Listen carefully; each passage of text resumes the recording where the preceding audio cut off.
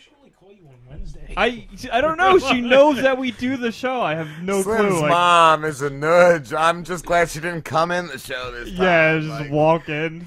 Peter, are you there?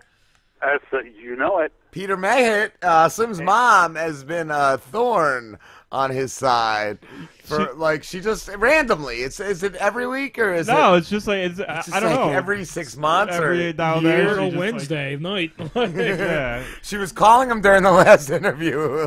She called me twice. I hung up on her the one time, and then she called me again.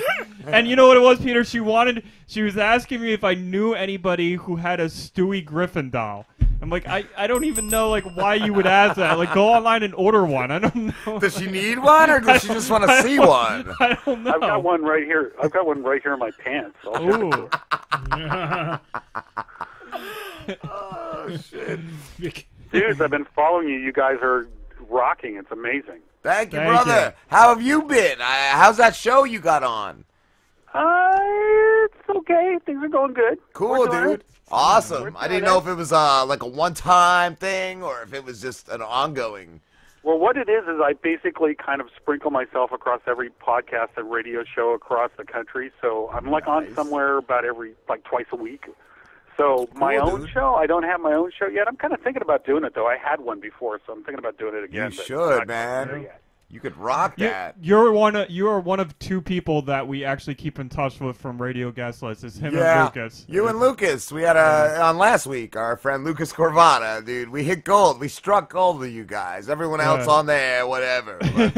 Radio Guest List, the land of the damned. Yeah, pretty much. The living dead. Do you still go on there? Yeah, I get some stuff from there. I'm starting to get people actually from other podcasts and stuff I've done are actually calling me up and asking me to be on, which is really cool. That's I'm getting some broadcast radio now, which is ultimately what I wanted to do. So, nice. Yeah, things are great. Nice, dude. That's cool. That's cool. I was going to ask, are you ready for Halloween?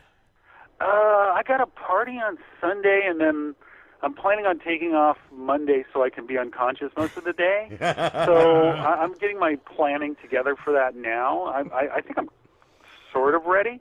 You know, when you get to my age, you've done so many Halloweens. It's just I want to do something that's really original, and I don't know. I'm so outdone by what's going on in the real world. I don't know what you do. Dress up as Trump. A Trump and Hillary, Mash. creature, like a Cronenberg. A Trump and Hillary Cronenberg. That's amazing. Trumpenberg. A Trumpenberg. Trumpenberg, exactly. I just don't know. It's like, you think about a scary family story. I don't know.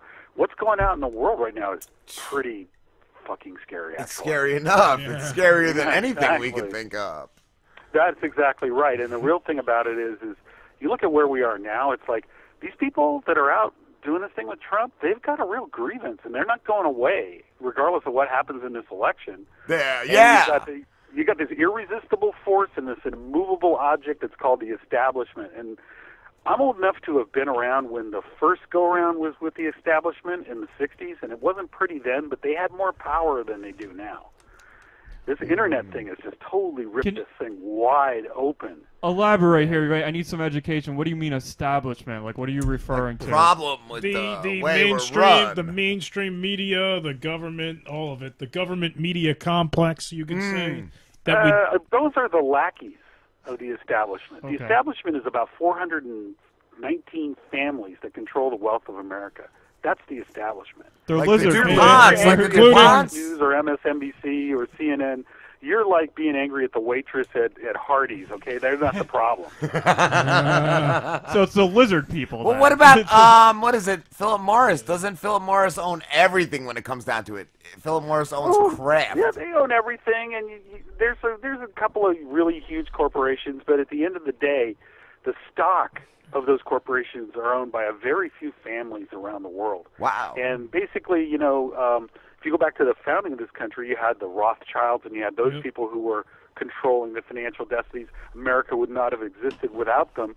Well, guess what? That same cabal of insanely stupid fucking rich people have their vision of what the world should look like, and they're going to impose it on everybody else. unless there's like, oh God, dare I say it on the internet, a revolution, and I think that's what we're looking at. Yeah, it's the only thing I Yeah. can And see. you know what anything. and you know what I always think too, like you know that like these people that the small families, like anything they do is to benefit them and their family, like kind of like, you know. Well, that's what we all do, though. But I'm on your show because I want to benefit you. I get a little bit of publicity. I benefit me. I mean, we all do things in our own self-interest. The problem that you got is the power is concentrated in too few hands, so you can't overcome that power. I mean, Trump is the right idea. He's the wrong guy. Yes. Okay, he was the wrong guy. Okay, and so that you're going to hear this. This is going to come around again in 2020. You're going to hear this again.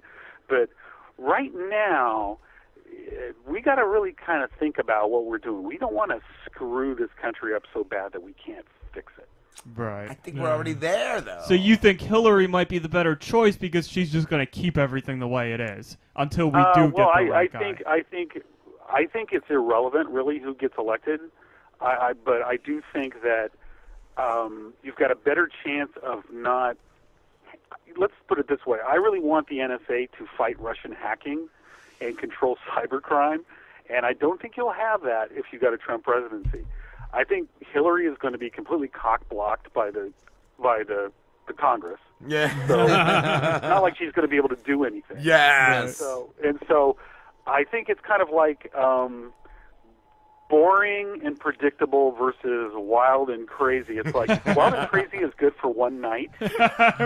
Boring, predictable, you want like going down the road. So I kind of felt that was going to be the way with Biden. I thought he was going to be the crazy one, like you would always be hearing of every week. But he's been pretty tame. I think he just like keeps it. He's low keying it. I still think he is like a nut job. I was waiting for him to be all over the fucking news. Well, like there's like some crazy rumors about him. Like apparently he swims naked when he knows that there's female Secret Service agents, which is something you can totally see the guy doing. I can see you doing that, Lamborghini. Well, here's the thing. I can't visualize that because it's too horrifying to imagine Joe Biden naked. But I will tell you this.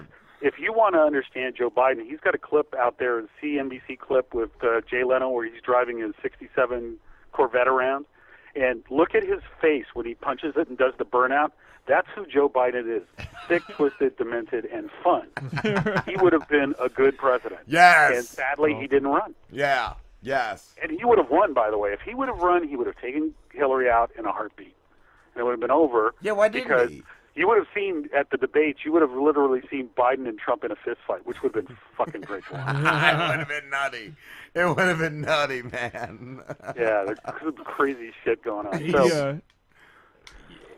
So I don't know if this is the horror story you were looking for. No, I was just gonna ask. I remember last time we talked to you, Peter, you said you had some family horror stories, and I would love to hear one or two. Well, let me tell you the one that came to mind because it's an interesting story to do. I have a little bit of time on this. I don't want to bump up against anything. Oh, we're fine, dude. We still have at least 20 minutes left. Oh God, I don't know if I can filibuster that one. So let me tell you this story.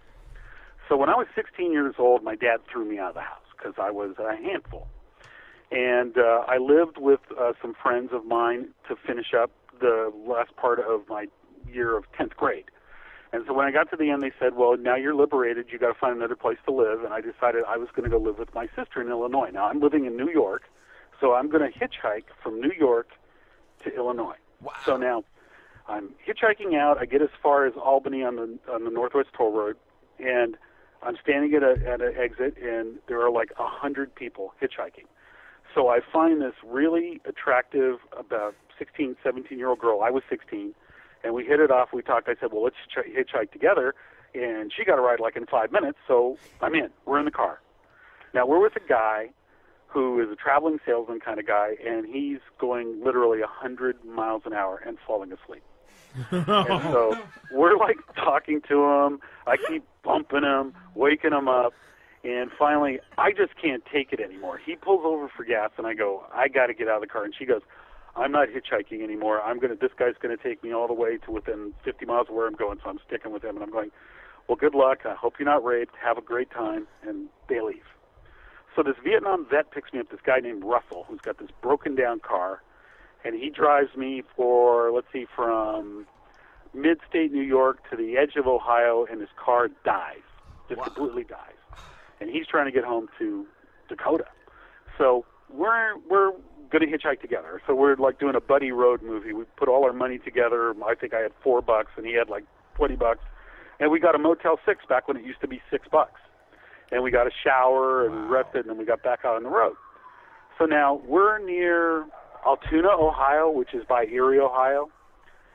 Thunder and lightning. We're standing on the freeway in thunder and lightning, pouring rain, hoping to get a ride, okay? And you guys live back east. Californians never appreciate this story. You know what this kind of crap is like, right? Right. First 2 minutes, you're soaked through to your skin, right? Yes. Here comes a guy in a 1962 Chevrolet Biscayne, white, two-door, pulls over, says, "Why don't you guys get in?" So we get in. Now, the first thing that I notice about this car is the entire passenger seat, all the way up to the height of the seat backs of the front seat, is filled up with watchtowers. Do you know what watchtowers are? Yes. Yes, they're the JWs hand out to people, right? That's the Oh, yes! I have one. Oh, yes! I got one a few weeks ago. Okay, so also in there, peeking out like little sails and fins are pieces of like wrappers from fast food restaurants and oil change stuff. It's just like, so it's tragic, right? So I'm going, the thing about it is it's dry, right? So I'm sitting in the middle. Russell, who just got back from Vietnam, who had weird stories and was completely freaked out, is sitting on the passenger side. And this old guy's driving the car. So he's driving along, and he's going, you know, there's time to repent. And I'm going, repent of what? I just want to get to Chicago. I mean, what? And he's driving, it's time to repent. You know, the problem with this country is fornication. People are fornicating. Okay, right? And people have lost God. And people are not going to get behind God. They need to be killed. They need to be killed. Purity of the religion, right? Oh, and I look over at Russell. Now, this is a guy just back from Vietnam. He's going to sleep. He's totally okay with this. And all of a sudden, this guy reaches down, comes up from underneath the seat with a 38. And I was, you know that thing where you want to make a noise but nothing comes out? Yes. Yes! And your chest feels like somebody is literally grabbing you and crushing your chest, right? I can't make a sound. And all of a sudden, this hand crosses in front of my face. He grabs the gun with one hand, Russell, and he takes the steering wheel with the other hand and turns it to the right. So now we're going 65 on the freeway. All of a sudden, the next thing I see is, oh, look, fence. Now we're through the fence. Oh, we're in this cornfield. Oh, look, all this cornfield. We get to a stop. Russell gets out of the car, takes the cylinder out of the gun, throws it one way, and throws the frame back in the car, and he leans in and he says, if I ever fucking see you again, I will kill you slowly with my bare hands. Wow. Russell's a badass. Russell rules. So I get out of the car, and we walk along as this guy's back in the car to make sure he doesn't run over us. And he goes, "Yeah, you're gonna die. You're gonna die and go to hell. You're gonna go to hell and burn. You're gonna burn." And he goes, "Yeah, but you're not gonna have a gun. So just get the fuck out." So the guy drives off. Right now we're back in the rain. Lightning is hitting like within football fields of us. Right, and this guy pulls up in this bright red Trans Am, brand new. Nice. We get in, he's playing ZZ Top, and it smells of reefer. And I go, these are my people. Yeah, it's better than the last. So for the entire trip from Ohio, we went across Ohio, the top of Indiana. We were high and listening to rock and roll. It was beautiful. That's cool. Amazing. Yeah, cool. that's so much better. Now here's the weird part. Now, so then they drop. Well, that was weird enough. But they drops me off. I get the ride from Chicago to Rockford with this truck driver. He drops me off, and I go, well, I still got to get to my sister's house. This hearse pulls up. Now, again, it's pouring rain. It's that Illinois rain, right, where it's just, well, you better get out the ark now, and it's raining. This guy pulls up in a hearse. These two stoners pull up in a hearse, and they go, well, we'll give you a ride, but you got to ride around in the back. You got to lay in the back where the body goes. Whoa. So I go, okay, because I want to be dry again. And these guys turned out to be the nicest guys in the world. They had this huge, giant Jesus freak hair, and they were smoking tons of reefer, too. So they drove around, as I guessed, where I was supposed to go, to all these different places, and got out of the car and knocked on the door and said, hey, I've got something for you. No, not for me, not for me. So finally, they get to my sister's house, and they knock on the door. These two guys, soaking wet, hippie, like Charles Manson-looking kind of guys, say, I think we have something for you in our car. And she goes, well, fuck you, bring it to the door. And then I get out, and I was finally there. So that was the trip. That was probably one of the scariest things that ever happened. That's crazy. That sounds like a movie. Like, Yeah, Yes. it definitely does. Wow. Now, my family horror story has to do with my dad. And my dad was a guy he was a PhD, but he was not possessed of any real common sense. So he was brave. When he was working before he got his doctorate, he was a club fighter. He used to fight for nickels and dimes for people's entertainment. Wow. And he was just a really, really brave guy. So there were like 3 or 4 incidents that come to mind about him, but one that really sticks with me was I was babysitting his girlfriend's kid, and they were out doing whatever they did. They came home about 2:30 in the morning, and they said, we said, okay, we said our goodbyes, and we're going down to the car in the parking lot. And, you know, you're in New Jersey, right? This was in Long Island, so it's like icy, right? Probably that inch of shitty snow that's rock hard, so it's like, it looks like it's snow, but it's really like concrete, right? Yes. And we're walking along, crunching through that, and we get up to the car, to my dad's car, and I didn't see anything. I'm just like, I want to get in the car. He goes, I want you to run back to Nancy's apartment, call the cops. And he opened the door, turned on the car lights, and these 2 guys stood up with crowbars. They were jacking the wheels off of his car. Wow. And he told me later he saw the nuts from one of the wheels laying by the wheel, and they were hiding in front of our car, right? So I take off, and I just start running as fast as I can and just yelling my head off, and I can hear the fist landing behind me, right, because my dad's duking it out with them. Wow. And I get to the apartment, I call the cops, right, and I'm up there shaking, and his girlfriend says, aren't you going to go and see he's okay? And I go, I'm 15 fucking years old. What am I going to do? Yeah. I'm tiny, too, so what am I going to do? I'm like thin as a rail, right? So I go back down, and my dad's down there, and he's tightening the nuts back up on the car, and there's these 2 pools of blood on the ground. Wow. And he looks fine. And I go, what happened? He goes, you know, usual, kick their ass. Wow, what a badass. Amazing. Yeah, my dad was, he was a crazy-ass guy. He was in Youngstown, Ohio, in the steel mills, and he ran numbers for somebody I cannot say name on the air, but it's a very famous guy that if I said it, you go, oh, yeah, I know who that is. Ran numbers for that family. That's a bigger clue. Youngstown family. You'll figure it out if you want to do it. And he ran numbers for these guys, and he did favors, like favors for mob guys. Like, wow. For example, one guy had a car. He had a Cadillac, and he didn't like it. So he said he told my dad and his buddy Mason, who's dead and gone, so I can tell this story, said, get rid of this car for me. There's $100 in it for you. Now, this is like 1948. There's $100 in it for you. Get rid of this car. So in Youngstown, there was this hill called Calypso Hill that went straight down over a steel bridge and ended in Youngstown Sheeton 2, which is the giant foundry they had there. So their idea was they were going to get in this car on this icy bridge. They were going to turn the wheels. It was going to go through the guardrail, drop into the Monongahela River, right? This is their plan, right? Yeah. When they go to do it, they turn the car slides sideways, straightens out, runs straight down the bridge, through the front gate of Youngstown Sheeton Tube, and rolls all the way to the back of the lot, doesn't get a scratch. So now my dad and Mason, who both work at Youngstown Sheeton Tube, have to show their badge to go in to get the car. And of course, everybody's so mobbed up. It's like nobody's going, yeah, go get the car. We don't want to know what you're doing, right? So they get the car. They finally ended up putting it in the ditch and burning it. Wow. Yeah. Wow. You know, and so he did those kind of things. So now, fast forward about 25 years, I did a business plan for a guy that had he had an automotive thing. That's as far as I'm willing to go. And we were out looking for investors, and I found 2 investors in Temecula.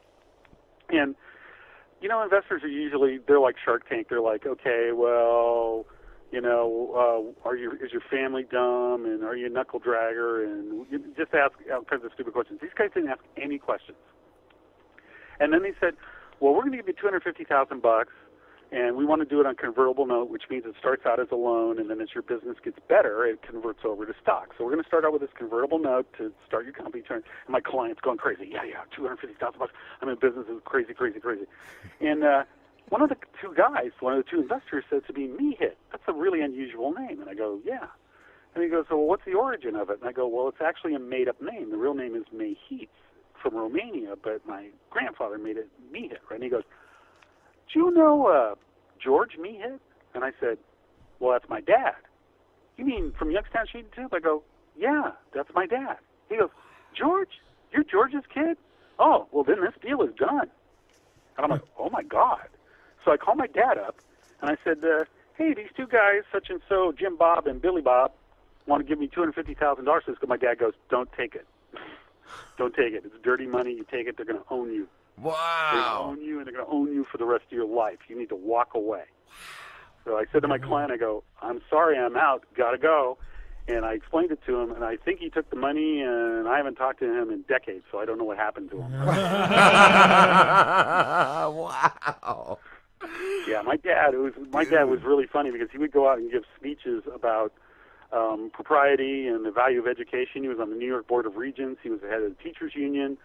Anybody, and actually this is in his area, so it's possible that people who know him are going to hear this, which is, it's all true. You can't sue me.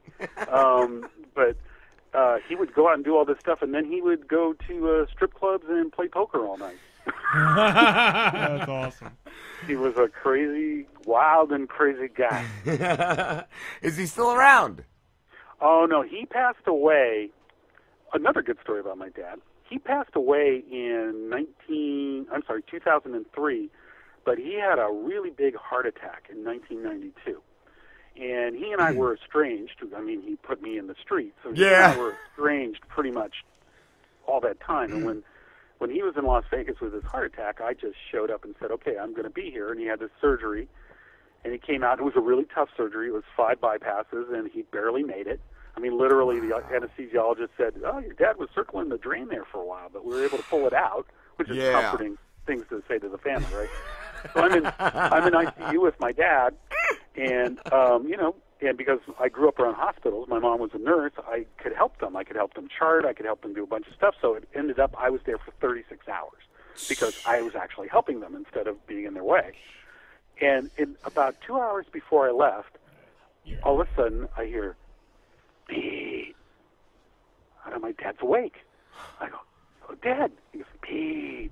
Now you got to understand, right? He's in ICU. He's got racks and racks of equipment and hoses coming in and out of his chest and all these different drips and lines and sensors and stuff's beeping and stuff, right? So I can barely hear him, and he goes, come closer. So I get closer. He goes, closer. So now I got my ear right by his mouth, right? And he says this. He goes, someday all this will be yours. Wow. Holy shit. That's my dad. Wow. Peter, we have to wrap this up, dude. I want to hear more, bro, but we have to wrap this up. Well, you know what? I'm as close as your phone. You know I love you guys. I was there when it all started. You were, yeah. And we will definitely have you back. And where can everybody find you? You can go, look, everything that I can say now is going to seem so pale, thin, and anemic after this conversation, but you can go to www.custombps.com. That's our business. If anybody has any questions about starting a business or about how to get funded or the meaning of life, or they want to bitch about the election. What about hiding a body? Excuse me? Hiding a body. Hiding the body, burning a Cadillac, anything like that. You can email me at pmehit@custombps.com, and I'll answer you back. Awesome, Peter. Oh, man, it's great. It's always an honor, a privilege, and a blast to talk to you guys. Always, dude. You're the And best, I'm so bro. happy and proud of you fuckers. Just keep doing it. Thank you, dude. Have a All good right, one, man. Peter. Talk to you later. Later, Yeah, bro. later. Bro.